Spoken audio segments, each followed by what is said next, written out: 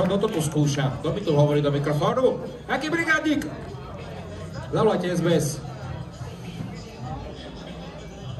Dobre, takže kto postupí ďalej o 3, 2, 1. Takže vítame všetkých, poďte sa pozrieť do minirampy, dáme polhodinový jam, tam vyhlásime 3 najlepších riderov, takže poďte sa pozrieť do minirampy, bude polhodinový skateový jam a budeme vyhodnocovať 3 najlepších jazdcov. Žiadna registrácia.